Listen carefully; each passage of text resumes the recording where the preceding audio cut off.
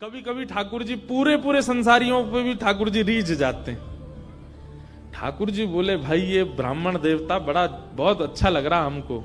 बोले, इतना कंजूस तो हमने कभी नहीं देखा है, बहुत भयंकर कंजूस है। ठाकुर जी का मन आ गया उस पर। अच्छा, जो पत्नी थी ना सरस्वती देवी, वो बड़ी भक्ता थी। वो तो नाम जप भी करती थी, वो दर्शन करने के लिए भी जाती थी, लेकिन ये नहीं जाते थे उसके साथ। वो अपने माता पिता के मायके जब जाती थी तो मायके वाले लेके जाते थे उसको दर्शन कराने। ये तो कभी नहीं लेके जाते थे, तो कंजूस थे। खर्चा होगा, कभी खर्चा ना हो मेरा। सोचो कितनी ऊंचे लेवल के कंजूस। तभी ठाकुर जी का मन आ गया इस पे, तो इसको देखूं मैं एक बार। और हमारे श्री पंडरीनाथ भगवान, श्री विठल भगवान एक दीनहीन से ब्राह्मण का रूप धारण किया। फटी सी धोती पहनी और पुराना काला सा जनेऊ धारण किया, और महाराज ऐसी तिलक सा लगा करके बिल्कुल दीनहीन, झुर्रियां पड़ रही हैं मुखमंडल पर, और ऐसे हाथ जोड़ते भये इनके दुकान पर पहुंच गए। रूप रंग देख करके ही पहले तो ब्राह्मण देवता समझ गए। बोले, अरे ये और आ गया, ये कुछ देना वेना तो है नहीं, मांगेगा। कहो, तन पे नहीं लगता, चल दिए कलकत्ता, क्या करने आए हो?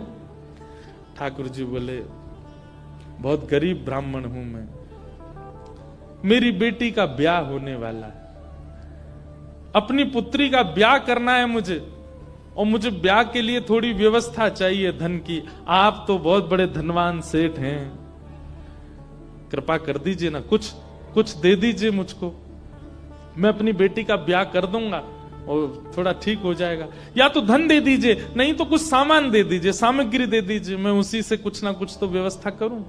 ये देखो, मेरी धोती यहां से उधरी हुई है, मेरा कुर्ता यहां से फटा हुआ, कैसे तुमको दूं? मैं खुद नहीं अपने नए खरीद पा रहा, तुमको कहां से दूं भाई?